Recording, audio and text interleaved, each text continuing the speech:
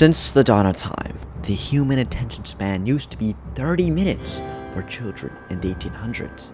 Little boys and girls be able to go through a whole book or two in a day, and life was simple and happier in those times. But ever since the invention of technology, the attention span has been deep fried into 8 to 12 seconds. And even gotten worse with the invention of TikTok. Disgusting. But the creation of this disease has birthed one of the most fast-paced, mind-pumping ADHD games ever to grace my hands. And that game is...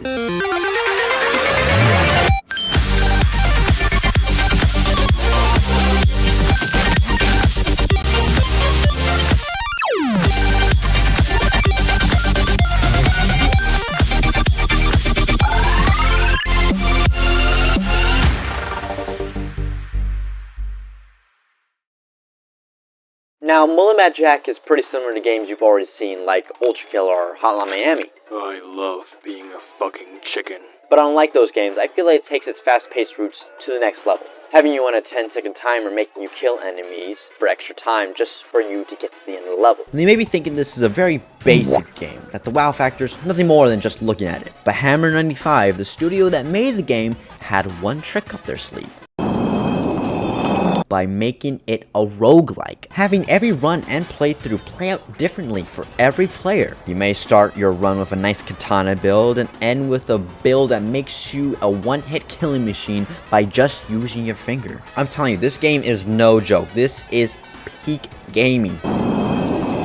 For $20. And by doing this, Hammer 95 had a golden idea with a very basic story on the surface. But by digging deeper, you realize that the world you live in is very dependent for dopamine, and the fact that robots are even billionaires that have taken over the world. Despite the game being really positive on Steam, and me playing the game a lot, only 0.0008077% of the world has played this game. It's pretty sad when you think about it. Now it is my job to push this game into the limelight and make you play Mullet Jack and pay the $20 fee. That and to get more fan art of the game.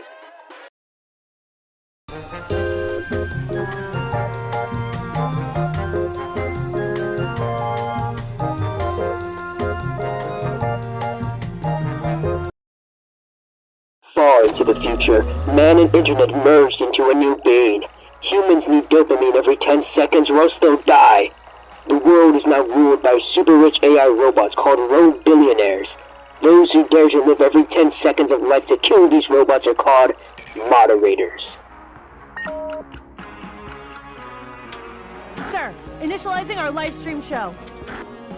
Looking for a protagonist. Tracking.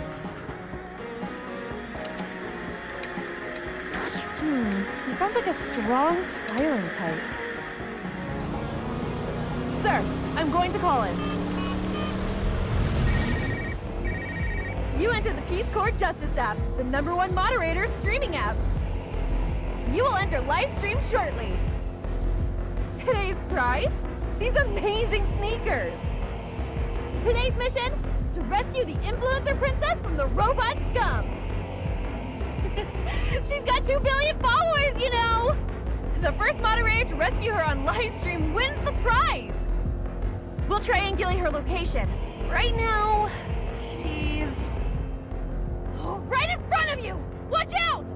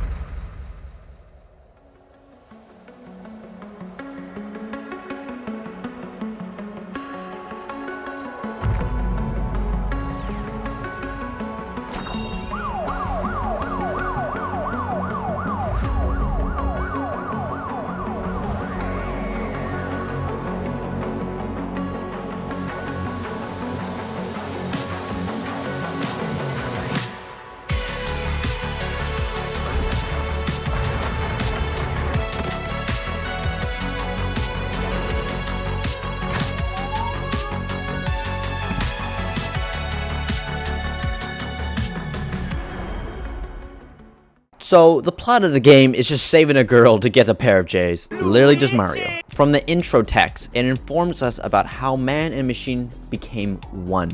But by doing so, they need dopamine to survive, or else they die in the next 10 seconds. They are called moderators, and stream under the name Peace Corp.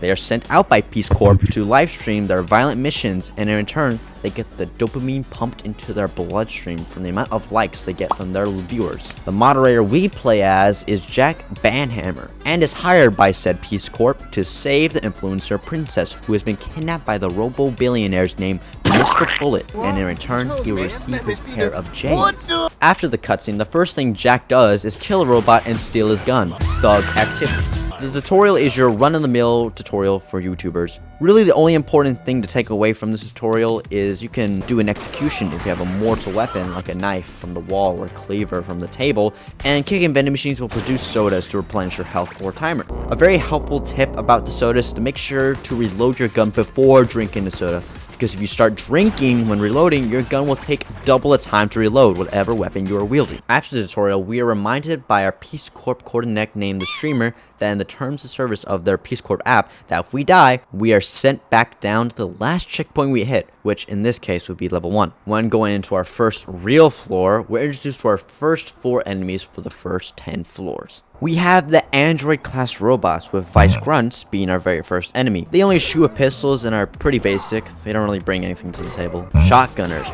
on their own, they're fine.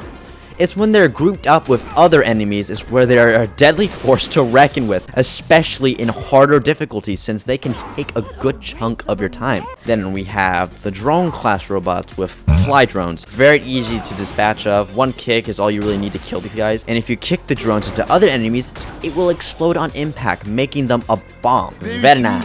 And finally, the arachnoid drones. These guys will cling onto walls and ceilings and shoot a long-range laser that will go on cooldown when fired. But if you're feeling brave and walk up to it, it will actually try to jump at you. Your best bet is just to shoot the damn thing and just avoid the whole confrontation. Now, you'll probably die a lot in this game since the pressure of dying and going back down to your last checkpoint can be overwhelming. So tips and tricks will be useful for you. So we all know if you shoot an enemy in the head, they die instantly. Pretty simple gaming logic. But for the android class robots, you can also shoot them in the balls to instantly kill too, making it another headshot area for you to shoot, giving you more time. There's also so many more ways to instantly kill these robots, like kicking them into doors, shooting the door behind them, kicking them off a ledge, them walking off ledges themselves, kicking them into fans, electric walls, and soda machines. So yeah, there's a lot of ways to kill these bastards. A very good tip to keep in mind when killing enemies is when running through the levels is to always have a mortal weapon on you at all times, because it will replenish your timer to the max when using it on an enemy. So when you're in the middle of a reloading and there's a dangerous enemy in front of you, you can execute them to avoid taking a big hit. Now the biggest thing about this game is the upgrades. Upgrades, people, upgrades! The upgrades purely interpret how your run goes throughout the levels. You start with 30 upgrades, apart from the A weapon, into your run, and 3 of the 30 upgrades will be picked out at random and presented to you in the shop, but you'll only be able to choose 1 in between levels. There are 3 types of upgrades: weapons, character skills, and commutative modification upgrades. Starting with the weapon upgrades is the pistol. It's your basic workaround with pretty good accuracy and reload speed. The downside of that being it's a little underpowered, but it makes sense. It is your starting weapon when you start a new run of the game. See? Now, the shotgun is based off a lever action shotgun, where the damage is pretty good in close quarters. But if you know anything about video game shotguns, you know that the range is pretty low and the fire rate is pretty meh. But you're running up to every single enemy you encounter and blasting these things. Oh man, I don't think range really matters with these guns, to be honest. So it's a pretty good gun. The submachine gun, or MAC-10, is a very speedy type of gun with a very fast fire rate and reload speed, with pretty bad accuracy and damage output with a massive recoil. But the name of the game is speed and can control the recoil pretty easily, making this one of the best weapons you can get, killing around 3 to 5 enemies before reloading. And if anyone says that this gun is ass, you have my permission to type skill issue in their comment section. The plasma gun is just a worse MAC-10. In the shop, it may say the damage is the same to the MAC-10, but that is a complete lie, since instead of steel bullets, it shoots energy pellets, making it so it takes longer to kill enemies, even when shooting them in the head, and the fact that the gun pushes you back when firing it. fucking demon. The rifle is a pretty decent gun, having a pretty good damage and accuracy, but what it lacks in is in the reload speed and the fire rate. But I will say it is quite fun hitting headshot after headshot with this gun. B. The railgun. F. And believe me, it's fucking staying in F. The fire rate on the gun is so bad that it's not even worth considering it when it comes to the levels. On boss fights though, it's pretty decent doing a bunch of damage to the boss. But when 10% is just boss fights, it's really just junk hogging up an upgrade slot. The fire and ice katana. The only difference being the fire katana when thrown just kills the enemy, while the ice katana when thrown will freeze the enemies. But the fire katana does a way better job at doing this when thrown because it just kills the enemy. Freezing robots in this game is a literal need. You can also hold your left mouse button for a charge attack to do extra damage. A for the fire and B for the ice. Now for the character and commutative modification upgrades. These are the 30 in total. And believe me, I'm going to tell you what upgrades are really worth the slot since you can only go up to 9 before the boss. And some of the upgrades can spawn back into the shop to upgrade the upgrade. Haha. Bigger mags. Really just a simple upgrade, but a really good one for the Mac 10. A. Headshot bonuses. Gives you an extra second when hitting headshots. And a really good one if you can hit your shots. A. Nut shot bonus. Same thing as headshot bonus, but for the nuts of the robots. A. Explosive bonus. Gives you an extra second when you blow up an enemy or an enemy blows up. Not really a good upgrade since explosive kills already give you enough time. But if you're going for an explosive run, then go for it. C. Drone kicker. Gives you an extra time when you kick a drone class robot, but only if you kick the drone. Pretty good since you'll always be running into drones. If it's there, I wouldn't mind taking it. D. Enviro. How the fuck do you pronounce this? Enviro kills. Killing robots into fans and fire extinguishers give you an extra second. Pretty good for beginners who are getting used to the game, but nothing more than just a crutch. E. Ice extinguishers. F. Literally the most pointless upgrade here.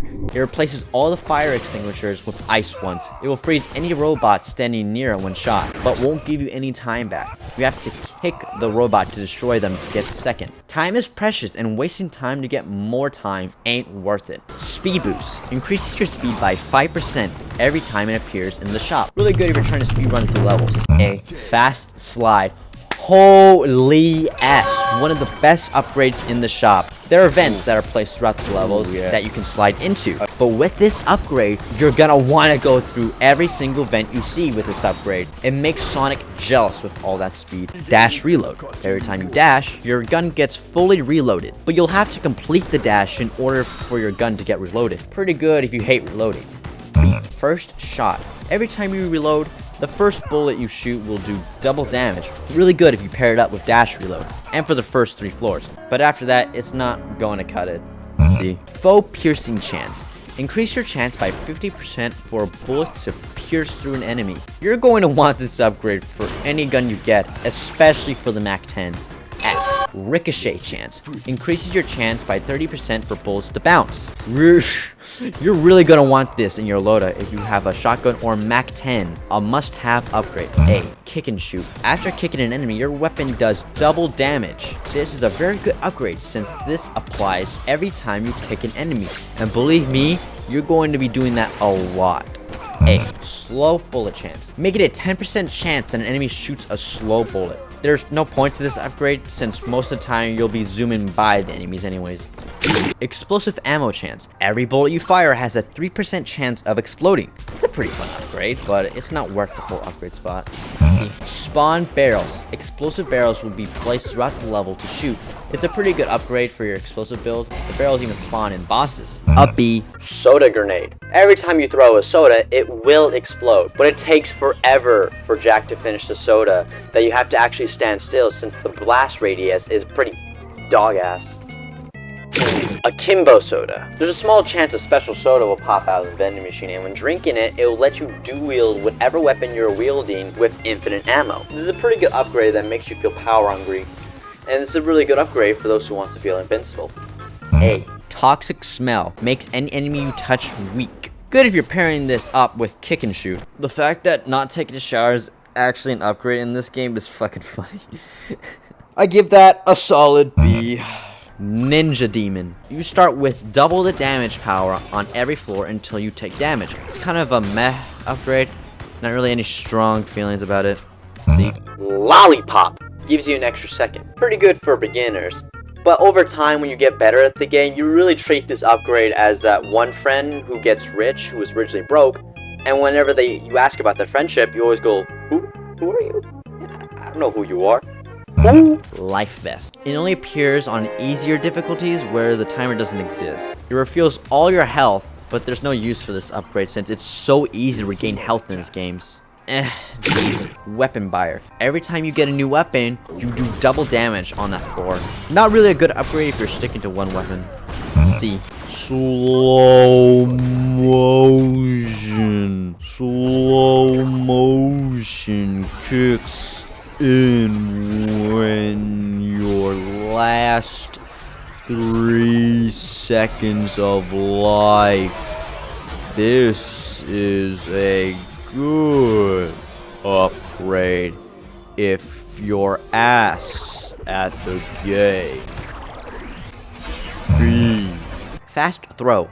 Makes the katana return in 2/3 of the speed. A really good upgrade and only appears if you have the katana. Must have. A.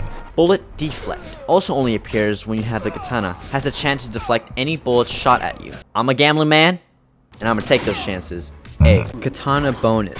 The less interesting out of the 3 upgrades for the katana. All it does is just give you a bonus when you kill a robot with the katana. So I give this one like an A. Because it's still really good, I'm not gonna lie. It's just nothing really interesting, to be honest. Butcher. Pigeon. Slicing an enemy doubles your sword's damage for the next few seconds. I completely stumbled upon this upgrade by accident when getting footage for the level 2 upgrades. And let me just say, I got nothing to say. It's a pretty good upgrade, I guess, yeah. A.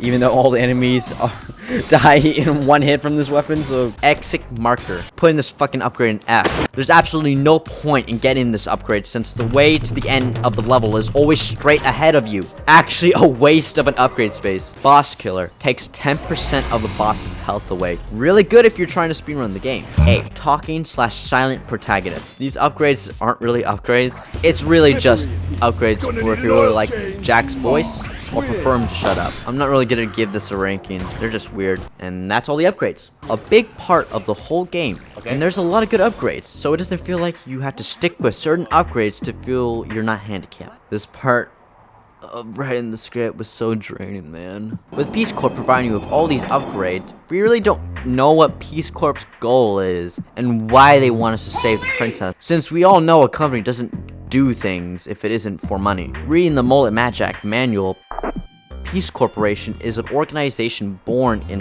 2054. It establishes the best job in the world, the moderators. What is a moderator?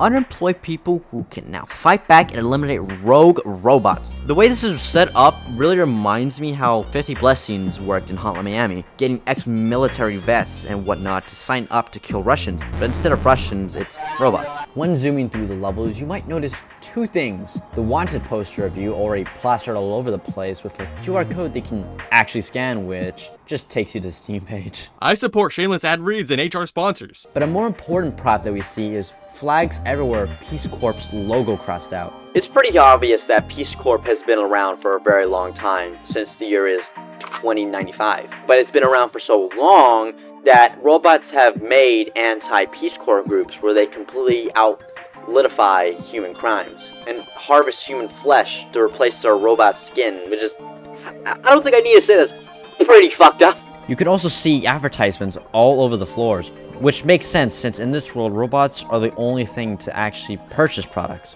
Which goes to show how much of the world the robo-billionaires have taken over. One making it to the 10th floor, our streamer contacts us. Oh, hold on! Our princess is near! We're having some type of interference! Peace system not working!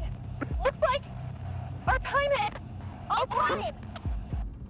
Our online recovery system too! You're on your own remaining life now! Be careful! Every time we enter a boss, we get caught offline from Peace Corp, and we have to rely on our own health. Since we're not on a timer shooting enemies, it won't give us health again since we're now on a health bar. There will also be a soda machine in the room before the boss, just in case you get lucky on your Akimbo upgrade. When entering the boss, I would recommend moving out of the way as fast as possible, because this guy is a cheap shot. It's since he will immediately shoot a big red laser at you, taking a good chunk of your health. His name is Cyber Holder, and that's the only trick up his sleeve, since he can only really do two things: shoot a trail of electricity waves on the floor and shoot the big red laser. And is a big eye surrounded by much smaller eyes. It's a very basic boss that should be a very good beginner tool. Stat, and he looks ugly. After being peeped, you enter a room with an arcade machine with Mr. Bullet on it. Oh, looks like it's too late to save us. Alice Princess is on another floor. She is now on the 20th floor. This is all a game, don't you see? Someone else is controlling you. Don't you feel that sometimes you're not moving on your own? Run, moderator, run! Too late! Mr. Bullet isn't really pulling his punches with taunting you, having TVs all over the place with the princess on it and text saying save her. But also the fact that he straight up breaks the fourth wall, or maybe he isn't. But we don't really get any answers. But what we do get is a permanent upgrade, baby. Oh yeah! You can choose from 4 upgrades and can only have 1. There is Shop Professor. Adds a button to the shop to reroll the upgrades if you get really shitty choices. But you can only do it 3 times in each chapter. If your luck is pretty bad, then I recommend this one. Last Upgrade Keeper keeps the last upgrade that you bought. This is really a gamble, because if you got a bad upgrade, you're pretty much stuck with it when you die. Weapon Upgrades 2. If you don't choose weapon upgrades level 2, you're a pussy. This is how your old weapons become into big powerful weapons. The pistol now deals double damage, making it useful with enemies that take more than 1 bullet for headshots. I don't know how Pepper makes a bullet more powerful, but it does. The shotgun turns the standard shotgun into a double barrel. With it being a double barrel, it actually has infinite ammo, so you no longer have to reload it, as well as there's now a faster firing rate. What happened? The MAC-10 gets a silencer, making the gun more accurate when it shoots. Yes! The plasma gun. The upgrade gets you infinite ammo. Now you may be thinking that it's now worth to get. Fucking wrong. Because remember, you get pushed back when firing in this weapon, and when holding the button, the music starts cutting out, and all you can hear is this stupid fucking gun. The rifle also gets infinite ammo. Never having to reload is a godsend in this game. Therefore, the railgun. This gun is still not worth getting because of the fire rate and the fact you still have to stick with this gun until you get this upgrade. Plus the fact it's also a random chance you get it in the shop. Fire and Ice Katana gets a damage boost on enemies and especially on bosses, getting the time to kill the boss in half. Still, just an A for fire and B for ice. And finally, 4 slots. A 30% chance of getting 4 slots in the item shot. I mean, I guess you can get this one if you're bored of just getting the same upgrades over and over. Hello, world. Hello, are you my boss?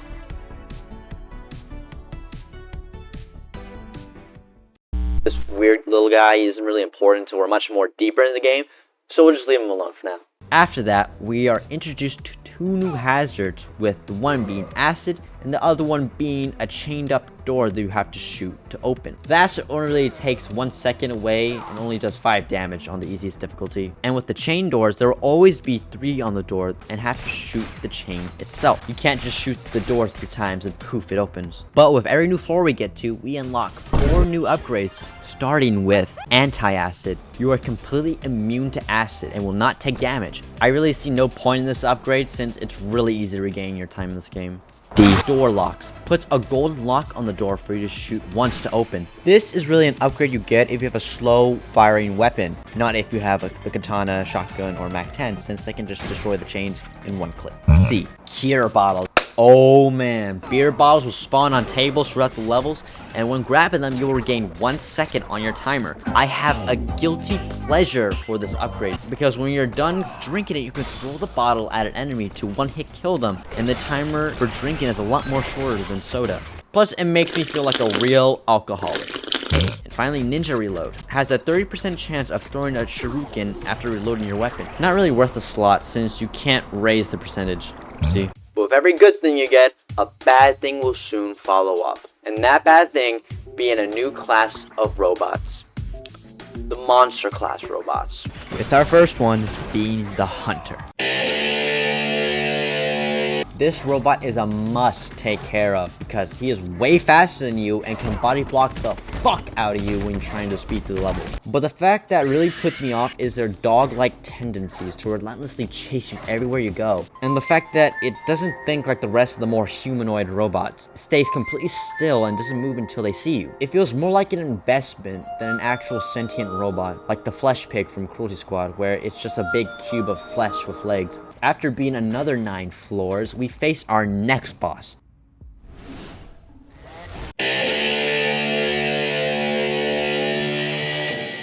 Chainsaw Boy. This robot has chainsaws for hands, and when he's close enough in range, he will mess you up. It's best that you take a gun into this fight, since you'll have to keep on having to slide backwards so you can dodge the attack. This makes it the only time that the railgun is better than the katana. But that's not the only trick up his sleeve, because he can jump towards you, creating an electric shockwave when landing, as well as shooting a 3-way direction laser after some time of not being able to get in reach of you. This is just a harder version of the first boss, testing your movement skills, since movement is a very important piece in this game. After being the second boss, we see Mr. Bullet at the end of the hallway laughing at you while the door closes. He was probably there since he probably thought that Chainsaw Boy would get the job done, but had the doors locked just in case you didn't. But thankfully we had gouged the boss's eye out with a knife to scan the lock, therefore ending chapter 2. I'm growing. Need some attention, boss. Can I call you boss?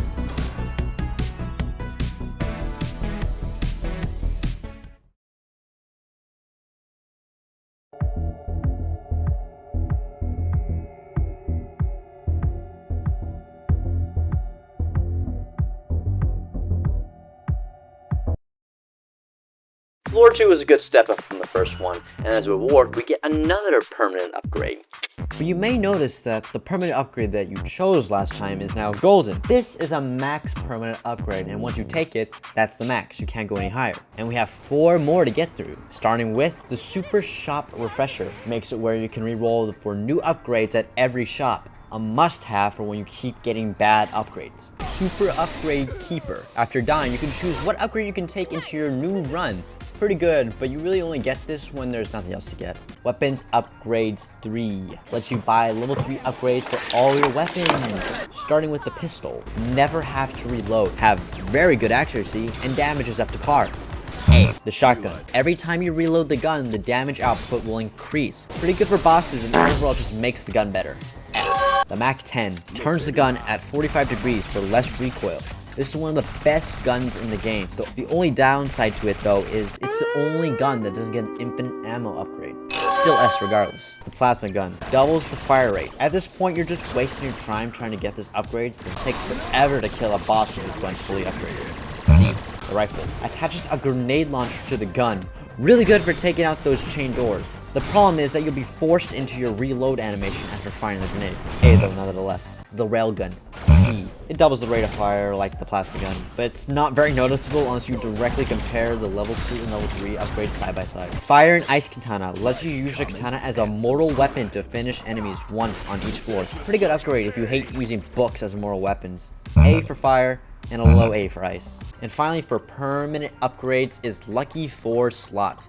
Your chances of a 4 slot appearing in the shop will increase to 50%. I wouldn't really waste your time with this upgrade since you can always just invest in the reroll upgrade. And that is the last time we'll be talking about the permanent upgrades. On the 3rd floor, we are introduced to 2 new obstacles / mechanics, with the first one being introduced to wall running on billboards, where you can still shoot if you're running on them and can perform a jump at the end of the billboard. And also these big open areas that I really don't know if it was put there to spice up the levels or just change up the scenery, because there's no point of not following the path forward since there's basically nothing to explore in these rooms. And the upgrades we unlock aren't anything to write home about either. Enemy Scanner. Be able to see close enemies through walls. I mean, it's an alright upgrade that does what it says, but you'll pretty quickly see where enemies are placed when playing through the levels. C. Item Scanner. Highlights items you can pick up that are close to you. There is no point to this upgrade since you'll already be picking up mortal weapons when running through levels, and soda cans will always glow whether on tables or machines. D. Item magnet, able to grab items far away from you. Fuck this upgrade, it's pointless, dude. And safe space, cuts contact / melee damage by half. You have a gun on you, so you'll always have the advantage of killing melee enemies, unless you're really bad at aiming a gun. Speaking of melee enemies, a new enemy is introduced to us on this floor from the monster class robots, called the zombie. Now, looking at this guy, you'll probably think this guy's name would be related to something with his chainsaw hands. But no, it's called a zombie, because fuck it, why not? He's a weaker version of the chainsaw boy and will stay curled up in a ball until you approach him, which he will either walk towards you or just straight up jump at you. When they do jump at you, you can kick them to instantly kill them. But only kick them when they jump at you, because if you do kick them when they're walking up to you, they will do immeasurable damage. I think it's like 4 to 5 seconds they take away from you. So yeah, just best to just shoot the damn thing. It's also really hard to shoot this enemy in the balls. When getting to the boss level, you'll see some computer screens on when walking by. You'll see a Solid Snake reference and a very hurtful pro tip. Do not waste your time reading things on screens of video games. Get a life, dude. That's okay, go fuck yourself. When getting to the boss room, a cutscene plays.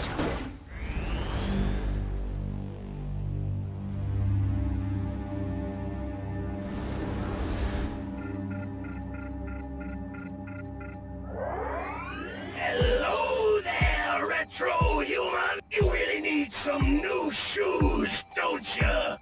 I'm not the girl that you expected. I'm not cute enough. Watch out, retro human.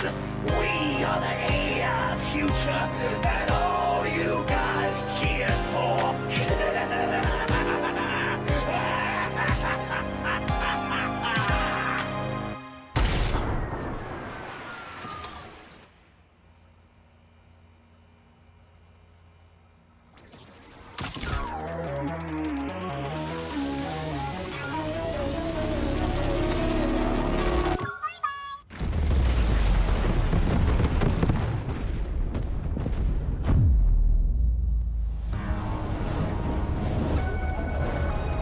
Being a bomb set to kill us, we're surrounded by robot snipers trying to kill us, but our handler calls us to come in clutch. Greetings from Peace Corps! We're back online. We apologize for the inconvenience. Sounds like you're in trouble. You need compensation for this trouble. We have a one-time only offer on our store right now. Sniper time! Wink wink. Thanks for the purchase! Getting us a sniper to combat the robots, we have to shoot the robots before their crosshair finds us. You'll find the robots in windows and near the princess to fire at.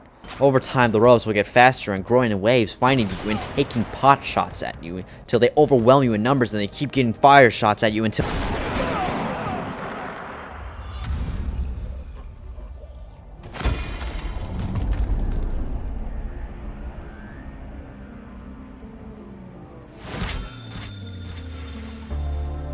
Everyone likes a hero. Watching the heroes fall, though? Oh, they like that even more. Your courage, your death, just another product to be consumed. A few seconds of entertainment in a constant stream of bullshit. If you live or die, it doesn't matter. And what are you doing this for again? A stupid pair of shoes? I don't blame you. Many robots would do the same to cover their brilliant metal bodies with skin. They engineer needs we do not have in order to enslave us as consumers. This cycle, though, will end. Our AI supercomputers are scouring the internet for all known magical sigils. And we are dropping your princess's virgin blood in all of them. Today we will prove, for once and for all, if any other world exists, we will have millions of chances to summon who knows what.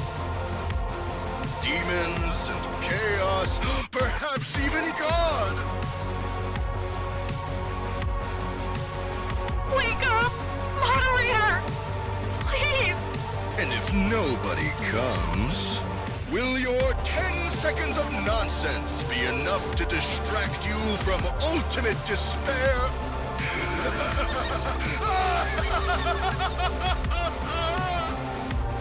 Help me, moderator.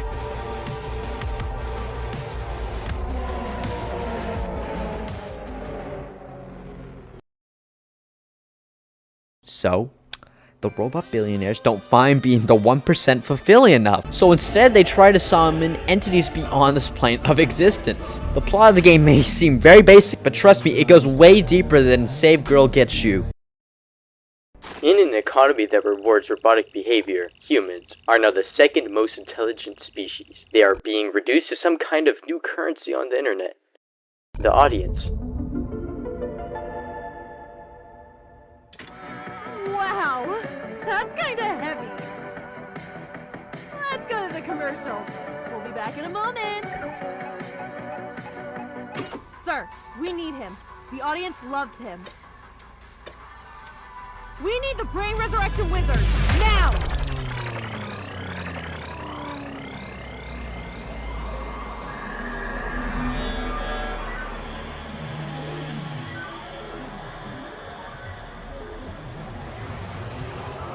So after her head gets turned into straight colored rain, the streamer convinces her higher-ups to reconstruct us, and doing this has transported us inside our own head to restart our own brain. And we're introduced to the newly evolved Tamagotchi, Mr. Dopamine. Welcome to the Head Trauma Rehabilitation Program. Please enjoy your brain restart. I can finally talk properly, boss. Call me Mr. Dopamine. Am I stuck inside the virtual pet device? Sounds like Peace Corp has hidden me inside your favorite toy, just as a precaution. I have no voice. Part of this exercise is using your brain to read and imagine my voice, okay? Your head experienced some serious trauma and is in the process of recovery. As a member of the new Homo media species, the first thing your brain needs is to entertain itself. Let's start the recovery process by moving your head. Ready, boss? You have 10 seconds to entertain yourself. Having to entertain yourself in 10 seconds by looking at TVs calling you a good boy. Fuck my life, man. Great! Your rehabilitation will be fast. You're almost as good as our slaves. I mean, spectators. Since AI took over, the great industry of slave tainment has become the backbone of our economy. I was programmed to say that.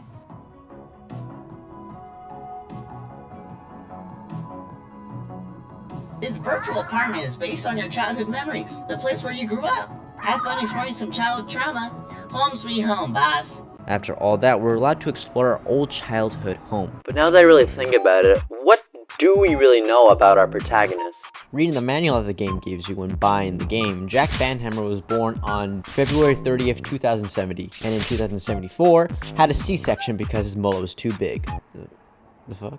His parents were unemployed, so the way they made money would watch ads to fake their numbers, since robots are the only ones that can actually make purchases in the new economy. And in 2090, he lost a fight to a sentient printer over paper. Fucking hell, robots suck in this world by the looks of it. Looking around in your house, you can see all sorts of doodads, like 3 full boxes of lollies, robot parts from killing all of them, and a picture of the princess in the loo. What are the implications here with this, poster in the loo? After a little while of waiting, only 95% of our brain has been recovered. And that's pretty good, I must say, since our brain was splattered all over the floor. But Mr. Dopamine does warn us, because of that 5% missing, we're prone to hallucinations in our mind. It's done. 95% of your brain restored is the best we can do for now. The 5% missing from your brain could cause some hallucinations, but your mullet is untouched. Now go to the door that leads to the dark path. See you on the other side, boss.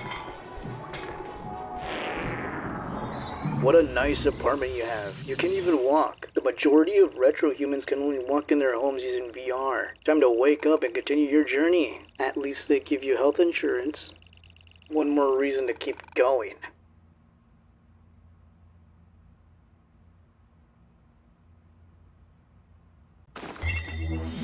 When waking back up from death, our first thing Mullet does is kill a robot and steal his gun. Thug activities. When walking through the hall, we unlock 4 more upgrades. Double jump. It's in the name. Pretty good upgrade from here on out and good for speedruns. Desperate Samurai. Just before you die, you can do one more move, but you can only do this once per life. So this is a one and done type of upgrade and it's only available when you're doing katana runs. Bigger explosions. Just increases the range for explosions. Sure, it's an upgrade you can get, but not one to go out of your way for. It will improve soda grenade though, so let's see. Short-sighted grunts. Gives 10% chance of a robot missing its shots. I mean, you can increase the percentage of this, but what's the point of the enemy missing its shots when shooting them will restore your time anyways? But double jump is really good for these floors because of the new obstacle we are introduced to. Bottomless pits. From now on, most of the time, instead of acid fill in the big rooms that you would sometimes run past, they will now be replaced with bottomless pits that will reset you to the beginning of the section when falling in, and will instantly kill you when playing on the easiest difficulty, so keep that in mind. No new enemy on this floor, but one thing to point out is that your vision will sometimes glitch out when running through the levels. Not a big deal, just thought I'll let you know. When walking to the boss, you'll see this blue-like samurai at the end of every hall you're walking in, and disappears when you're getting too close. And he will attack you when walking up to him. Finally going to a vent and exiting, we get surrounded by grunts until... What is this? Am I hallucinating? A headshot is a hard thing to fix, even for them. Is this an RPG? My childhood memories are coming back. You used to like RPGs as a kid? Taking turns doesn't seem like your thing, you know? Is that Peace Corp? Are they gonna do what they want with my broken head now? You crazy bastard! Sounds like you're stuck in your hallucination. Let's engage in combat with the utmost fairness. Let's fight in turns! A samurai has helped us, but it seems to be Peace Corp messing with Jack's head and putting an imaginary enemy in his head, seeing how they can increase viewers with this stunt. Shooting doesn't seem to work on the samurai. Bullets won't do any harm to me. Only a fool would trust his life to a few bullets. Take my sword to stand a chance. Now we can fight like warriors. And hands us a sword to face in combat, in which we have 4 options to work with. Attack, but it doesn't work since we're too slow. What? This feeling? Someone controlling my actions? Magic, that doesn't do anything to him since he's an hallucination. Throw, which we are also too slow for. And item just heals you. After every 2 actions you commit, the samurai will attack you, dealing 100 damage to you. Since there's nothing for you to do to defeat the samurai, other than to just take it like a good boy. I ain't waiting! What? Did you just break the hallucination? I see. Your brain is still healing. Oh, the pain! It makes me feel human. Where do robots go after death? Why did the human make us? No soul. But you don't have a soul either, do you? After that, the real boss battle commences. It's revealed that it's a robot that's doing all of this and not a hallucination. The samurai will teleport between these 2 spots every time. Ah! I got your sword! What are you gonna do, bitch? And to do damage to him, you have to go in these little display areas to get a mortal weapon. Do this 3 times to win the fight. We also steal his hat and do this with it.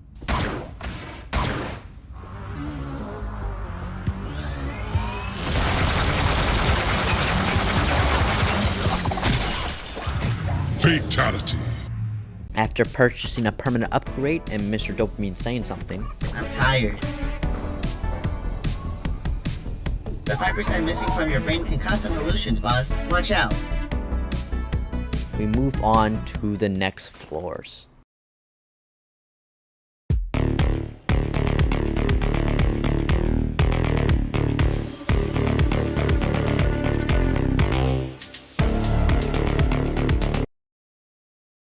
We've been through through a lot and only halfway down to the tower. And the tower isn't getting any easier because now the towers introduce lasers that are not only in hallways, but also when descending down into pits and sliding down ramps. These lasers are no joke either. I have lost lots of runs to these things. So let's picture it like this. The acid is like a feather tickling your foot. The lasers is like a metal hammer hitting your foot. But we have some upgrades here to help you combat this problem, starting with laser jamming. Cuts the laser's damage by half. This is a must-have for your first time dealing with lasers. It will help you a lot. B. Bulldozer. You can grab a shield in level from an enemy to perform a powerful fast dash to mow down enemies. A really great upgrade that just breaks the game.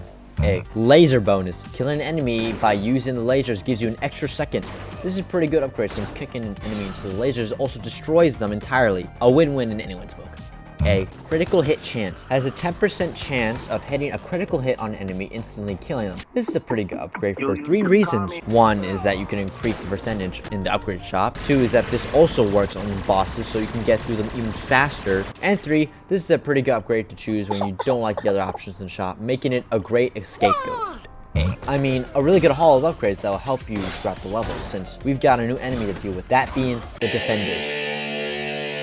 They're the last of the android class robots, and these guys are complete cowards. Shoot a gun, dog. Learn how to fucking shoot a gun, you riot shield. What else do you want me to do? Oh, riot shield! I'm a pussy that use riot shield! They will hide behind a shield to avoid your bullets while shooting back at you. A little tip to save you the trouble wasting a whole mag on these guys is kicking them will make them instantly drop their shield, making them easy pickings. Plus, if you have the bulldozer upgrade, easy win. Hope you're shot in the head more times. It's good for the ads.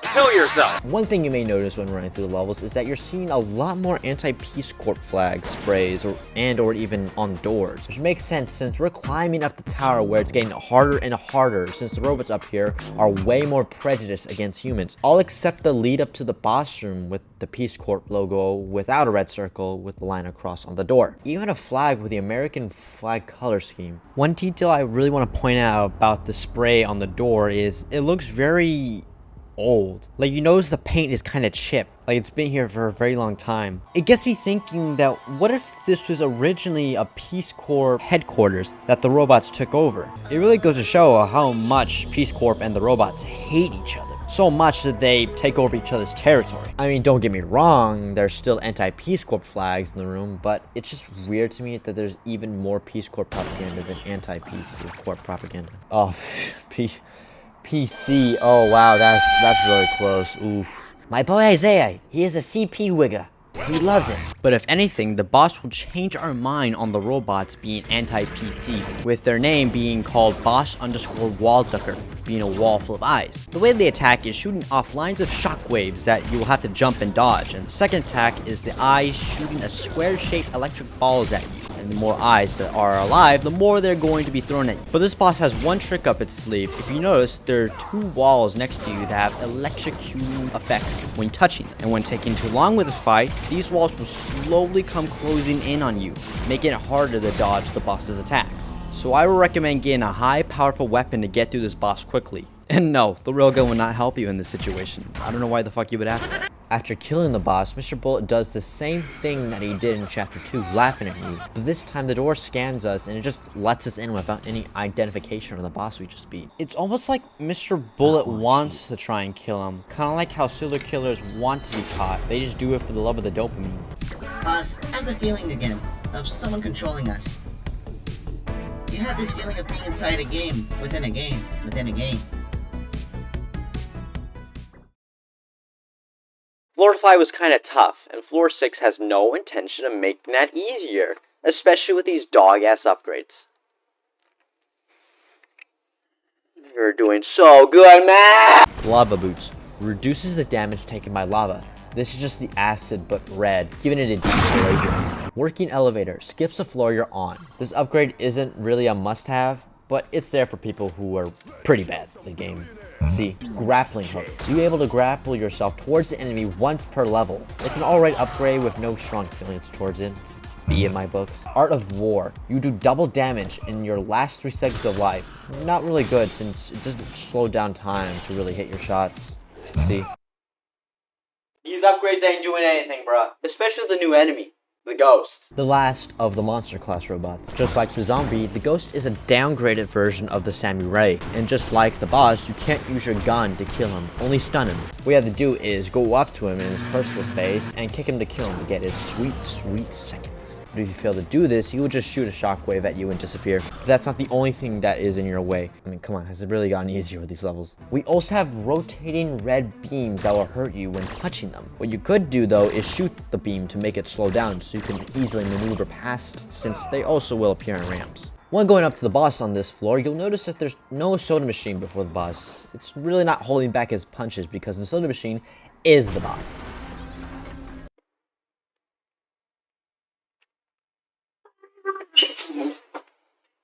That's gonna come off, right?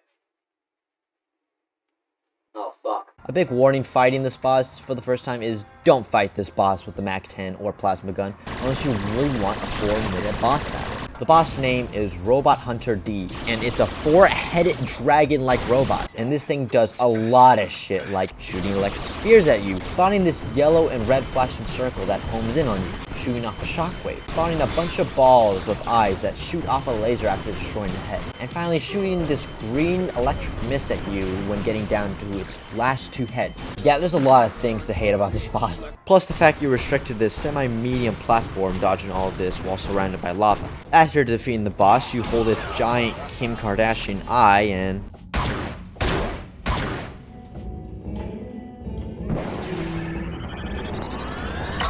Nice car!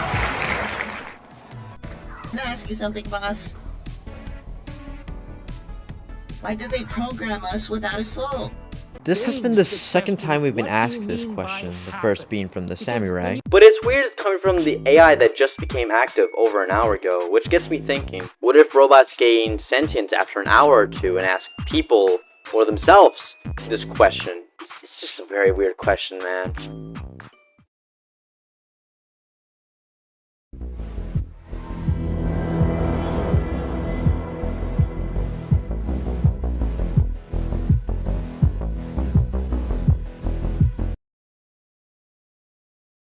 Starting off floor 7, we get a call from our handler. Hold on! It's really dark here! Wait! Before you pick your old-ass flashlight, you know that your phone also has a flashlight, right? Oh, you are such a retro human. I like this scene because it really goes to show how old Mullet is and that he's still using a flashlight in the year 2095. And flashlights would be pretty hard to get our hands on. But what isn't hard to get our hands on is more enemies that we have to deal with, that being the drone mines. These guys are the last of the drone class robots, and what they will do is stay stationary until you are in their line of sight, and start beeping until they explode, doing mega damage. But a little tip says that kicking them before they explode won't damage you and kills everyone around the explosion, which is really a good way to get robots off you. Another good way of doing that is more upgrades that we unlock. Mine hack. Mines will do half the damage. Not really a good upgrade since they are very easy to disperse. See, bounce shuriken. Every 10 seconds you'll throw a shuriken that every time it bounces it multiplies in damage. Only useful when you're in the middle of reloading and timing that. To kill an enemy with the shuriken is very hard to get. I would not recommend this, it's kinda gimmicky. See a lot. Ice grenade. Well, this one's alright, tried it out myself, and how it works is, after getting out and surviving your last 3 seconds, you throw an ice grenade that freezes the enemy closest to you. It's alright, but I prefer to stand on business, so I still do it. Frost shot, the last upgrade to unlock in this game, and it's fucking ass. It's the worst version of the first shot upgrade. Again, freezing in this game is an actual meme. Another obstacle that will get in your way is a more advanced version of the chains that is a hologram barrier that will launch you backwards pretty far when touching it. In order to get past it, you'll have to shoot these RGB boxes, but just be warned that enemies will sometimes be blocking these boxes. But right after we complete the tutorial level, our handler states this. Woohoo! Our systems are back online, baby! And you get a checkpoint! It's a win-win. Whoa, hold on! Our princess is near! Tracking! Hurry up! She seems to be in the middle of a fight! The robots are fighting themselves now? But when running through the floors, you don't see them trying to kill each other, just trying to jump you. And just a side note that this is the hardest levels you're gonna be playing. But all that changes when getting to the boss. Hey boss, what is that? Did Mr. Bullet just kill the boss before the boss fight? What is this egghead up to? Is he trying to keep us from getting a checkpoint or something? The boss is dead? Multiple TVs of Mr. Bullet flipping us off are all over us, and the boss's innards have been ripped out, and the water has been turned red from the blood of the billionaires. When we're into the door, Mr. Dopamine was right. The door being locked without us defeating the boss means we can't progress. But Mr. Dopamine suggests something. Let me think. Loading. Gotcha! Just like I entered your little device, I can invade the system of this building. Okay, here we go. Hang on a sec, boss. I'm in! Let me read the files. It's done, boss. I entered the systems in the building, and I think I found something. The rule is that every time an important robot dies, you get a checkpoint, right? But there's no important robot on this floor, other than me, of course. I have an idea. How about you beat me in some battle? Then we bypass the elevator. Let me think. Loading. What about a battle of rock, paper, scissors? You know the game, right? You need to win 3 times to beat me, and get the checkpoint. Yeah, we have to play a game of rock, paper, scissors in order to save the princess. I mean, there really isn't any tips I can give you on this fight over than just try to predict his moves. Do this 3 times and you win, but... Congrats! You beat me, boss. A super important robot. It was super cool to play rock, paper, scissors with you. But I'm useless now. My existence lacks purpose. I was programmed to help you, boss. That means that now I will be wiped out from existence. Didn't tell you before, the defense system of this building is going to eliminate me after the hack detection. Sorry, boss. It was the only way to help you with the big fat checkpoint before the final encounter. Go kick that yellow bastard's butt for me, huh?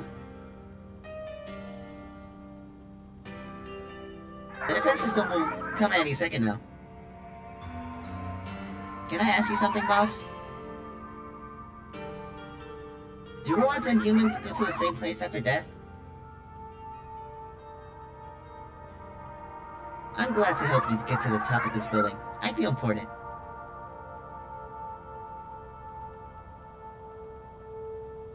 Now I'll be terminated. I'm tired of fighting. It's getting dark.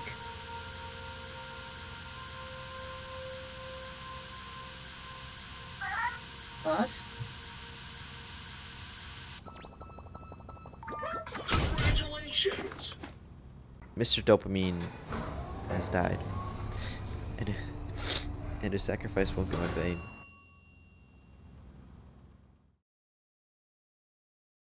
A nice detail before we go into the last shop is that Mullet still uses the flashlight even though he's been told about the phone light. Goes to show he really doesn't give a shit about modern tech. We get one more shot before the fight and we get to choose our favorite weapon. I hope you chose right and stuck with the MAC-10. While climbing the long flights of stairs, we finally face Mr. Bullet.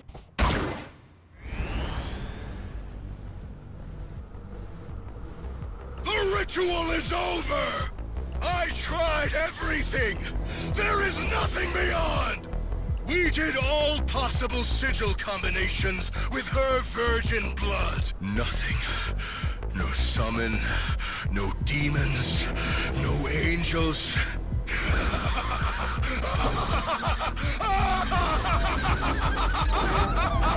This means one thing now. Billionaires like me are the only gods now! With his plan failed and him thinking he's a god, he jumps into a giant flying robot and the boss begins. Mullet versus Bullet. Mr. Bullet is the hardest boss that we have faced so far, with his fury of bullets that do insane damage, rockets that home in on you that you have to dodge and shoot, and the useless laser that he shoots and always misses with. He is one tough cookie to crack on your first attempt, since he also has a very finicky hitbox. Even though I've been on with it. Yeah. After defeating Mr. Bullet, he does one more petty move to kill you and fire bunches of missiles at you.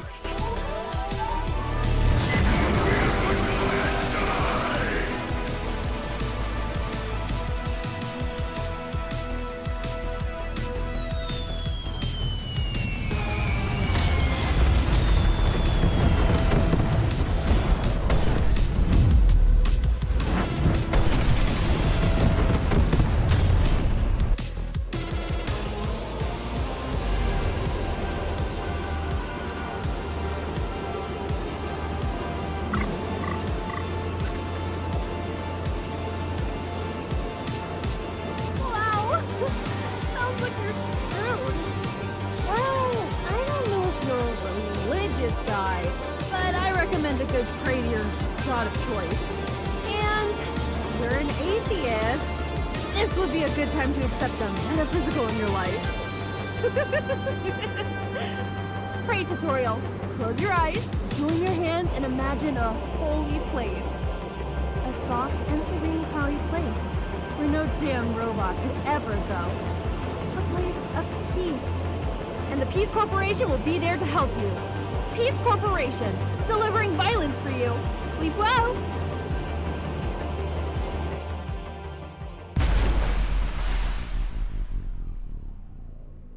After you falling to your death and believing in gods, that's it. That's the whole game of Mullet Mad Jack.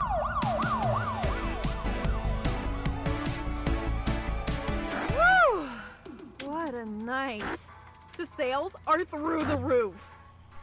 Also, more violence will bring more likes. Wait, hold on! You're alive!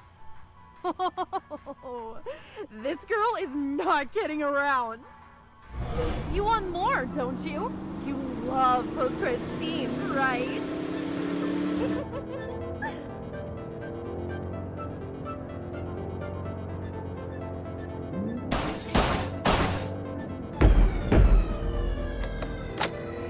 It's not over yet! It's the final hall, shooting and dodging bullets in your car, killing robots until Mr. Bullet shows up again with another health bar, us having to use our pistol. And the best gun in the game, the Mac-10, baby! With the only time it will have infinite ammo. Without that being said and done, we have finally beaten this. This dude won't die already?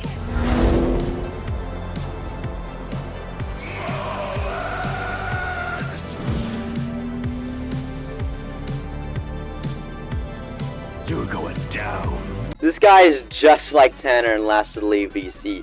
He just doesn't know when to quit. I mean, the only thing I really think of that can make him, like, I don't know, get the message is probably a minigun on our car.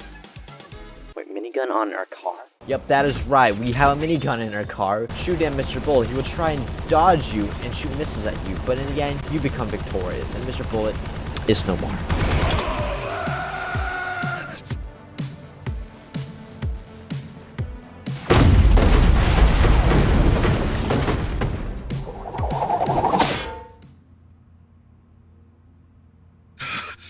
I'm dying. Everything is turning to black. There is no light. There's nothing. I win. There's no God.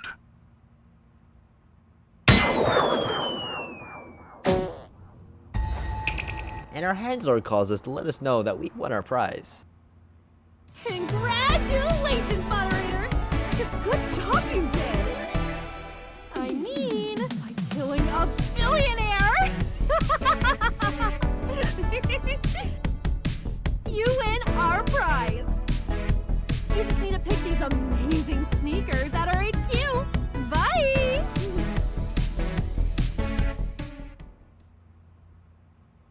You've read the terms of service they have, right?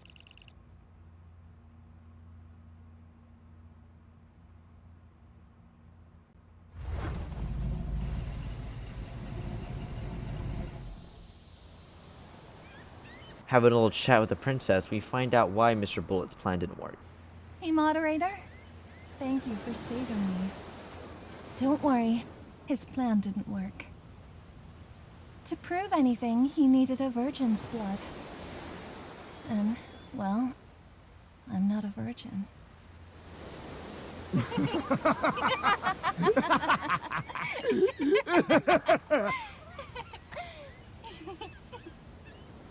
Do you have some music on your phone?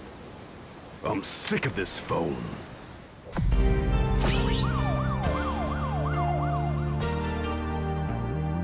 After all is said and done, you did it. You beat the game. And we have so much to talk about still.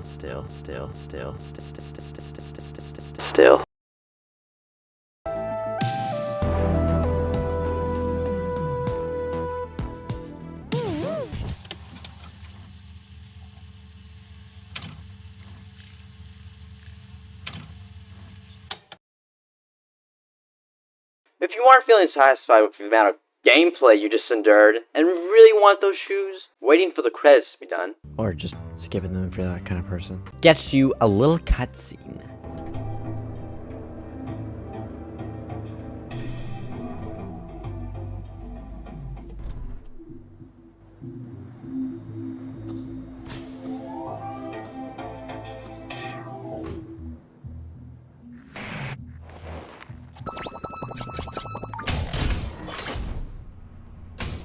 Welcome to the Peace Corps headquarters, the sweet home of violence.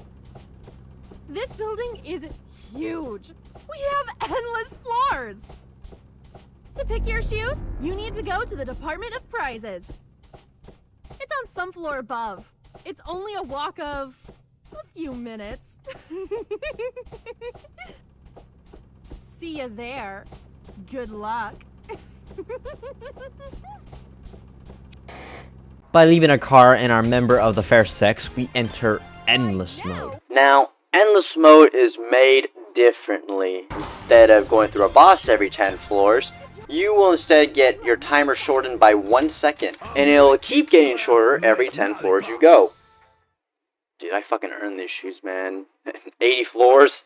I hope they were fucking worth it. The upgrades also work a little differently. You can go up to 9 upgrades before cycling out the oldest upgrade you have. But unlike the main story, you can skip the upgrades if there isn't any to your liking. But it's weird that there's robots everywhere to get to your shoes. One place that hates robots, like a white police officer during the civil rights movement, having robots on their floors. You have to at least survive 2 minutes of in-game time to get your shoes. And after that, you can just game end yourself, and doing so gets our shoes. Good job, moderator! You are a really good boy. Like a robot that needs pings of electricity every moment to function, you need that sweet dopamine. You just can't stop playing, can you? You enjoyed all the adrenaline rush. In the last 200 years, we have disposed the common people of any sense of meaning. Propriety, land, ideology. You lost all those things with little promises of becoming rich fast. We make you work 8 hours a day to make you distracted, to make you desperate. Desperate to find any sense of meaning. Like a robot, we programmed you to seek that meaning in some stupid shoes. You leave your car, that girl, and everything else just for a promise of meaning.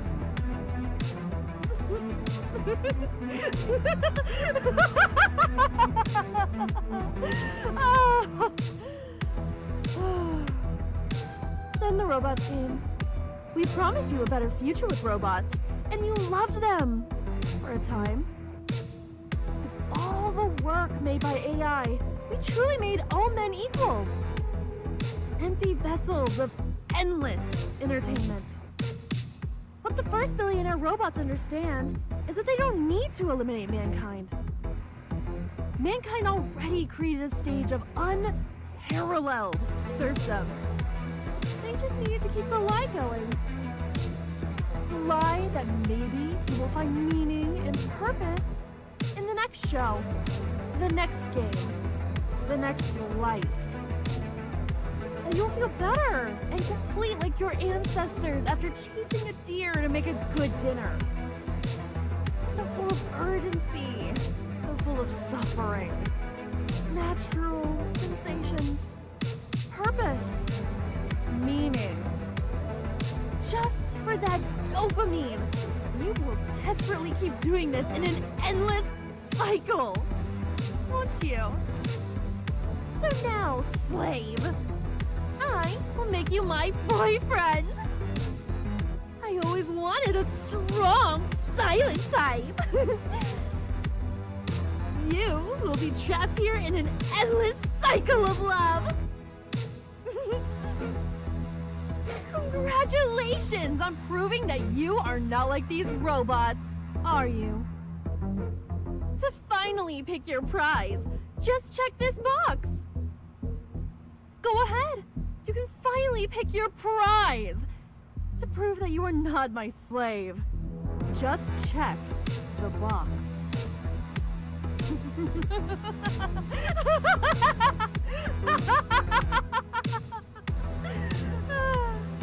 Peace Corporation are processing your payment. Please wait for the completion of your enslavement. You read the terms of service of the app, right? At least the shoes are cool. Now you may be confused about what you just heard and only listen when the streamer was making you your boyfriend.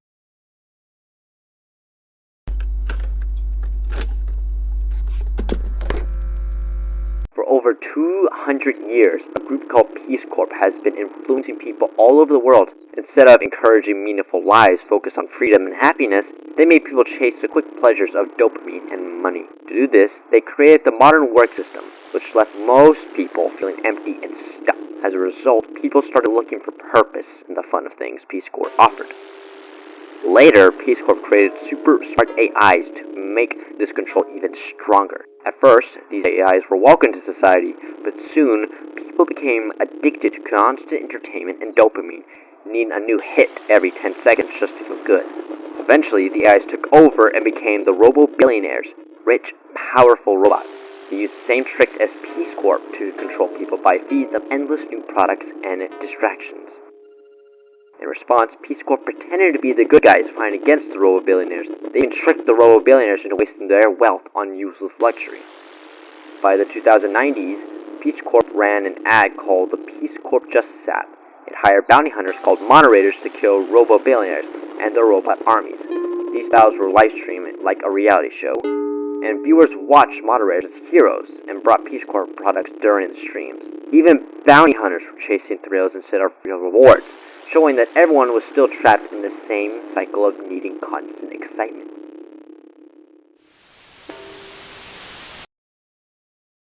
In the end, you were never trying to free the world. I mean, you actually never were. You were just in it for the shoes. But all you were doing was helping the worst guys beat the bad guys, controlling your actions. Even allies and enemies were questioning you about it. They weren't just quirky fourth wall breaks. They were questions of our goal. A goal that did nothing but fill the higher-ups' pockets while you just get a pair of fucking J's. They didn't care what happened to you. The only reason why they even brought you back in the first place from the dead was because you were making them so much damn cash they couldn't even think about letting you go. You were just a cog in a bread factory just for them to produce their dough.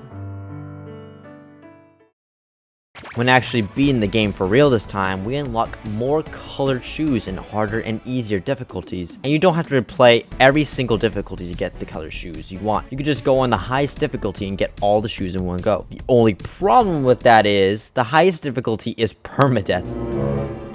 But beating hard things is everything for my videos, and we're gonna do what Billy Mitchell would do. That's right, we're gonna cheat. Trust me, without cheats, this mode can be a body bruiser.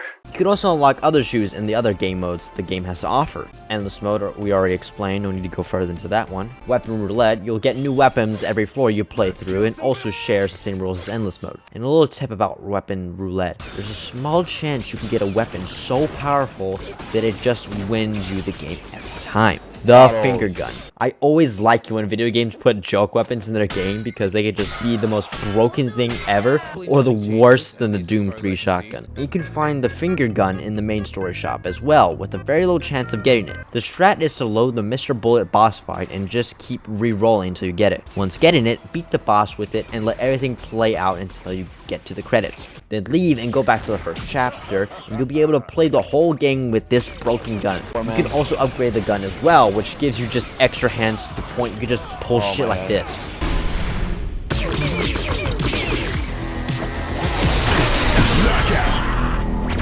What the fuck did I do? I didn't mean to kill my boy that badly, dog. His soul is literally staring me down like, you for real, bro? You really dead ass. This is a gun you would want to have every single time in any chance you get when coming across it. It is the most powerful gun and it deserves its own tier, being the finger gun tier list. Honestly, I cannot imagine this game without this gun. It is truly a miracle we even got this gun. Happy Foot, you can only use your feet to get to the floors. This one is a lot more tougher since it's really hard to kill robots with your kicking ability. So trying to use your mortal weapons as much as you can when robots are blocking the way. And finally, Sniper Rush, just making the Chapter 3 boss into an endless endurance game to see how far you can make it. I recommend turning on a custom crosshair for this mode so you can see where you're aiming at. But there's one mode that was added after the launch of the game that I haven't talked about yet, that being the Boss Rush mode. Now how the Boss Rush mode works is you're given a certain weapon for each boss to use against, and it'll be like that for every run of Boss Rush. For Cyber Holder, you're given the level 1 Fire Katana. For the Chainsaw Boy, you get the level 1 Shotgun. For the Boss _ Wall Ducker, you are given the level 2 Railgun. For the Robot Hunter D, you get the level 2 Mac 10. Fuck you, no lol. And for Mr. Bullet, you get the level 3 pistol. But when defeating Mr. Bullet, you're given the level 3 Mac 10 and put in this strange room that you have no memory of. Who could this mystery boss that we haven't faced be?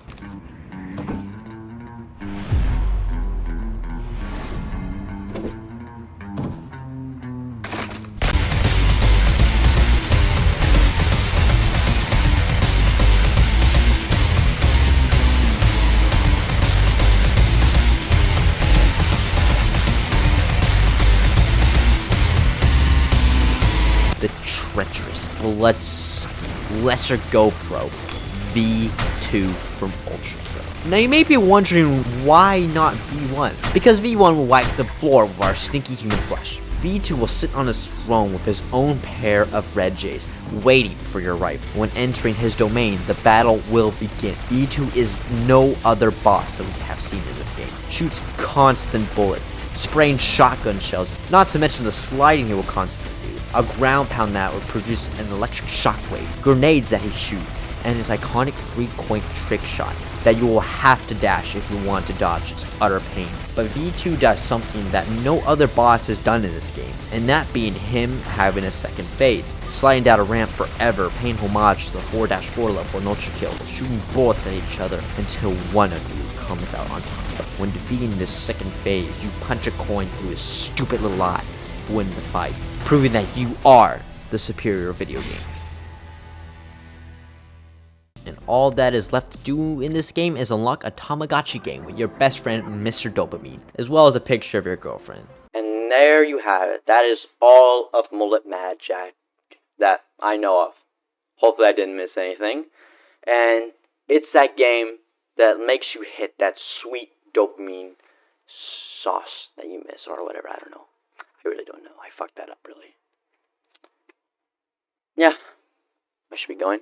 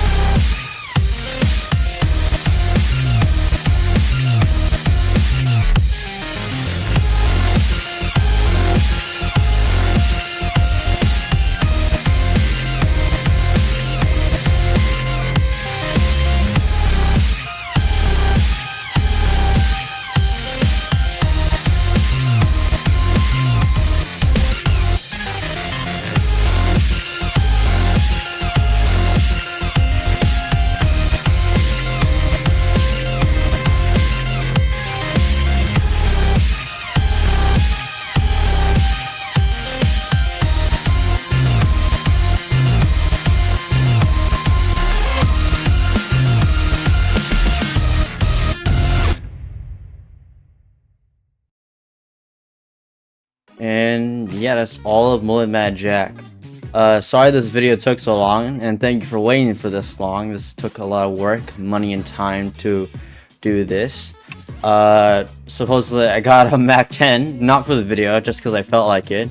But I was like, hey, you know, might as well use the video. I just want to thank everyone who helped out on this video. My friends, like Owinka, Ismael, Jaden, especially Jaden, considering he was in his room, like, recording these lines without an AC, and it was like 88 degrees. It's insane what that man did for me. I also like to thank Squari for helping out with some of the voice lines. I don't know if I pronounced it right. I'm so sorry if I didn't. But yeah, just like helping out. Like, it's funny how I met him, because all I did was just like, I got recommended his video about like Hotline Miami like videos, and there it was, and like, this guy's funny, I'm gonna reach out to him. So I did. We conjured something up, and yeah, he gave me like the 3 voice lines, and he did a magnifico job. And by the time I'm recording this, Plumpkin has released a new video and has come back to YouTube, so give her a welcome for Plumpkin. Yeah.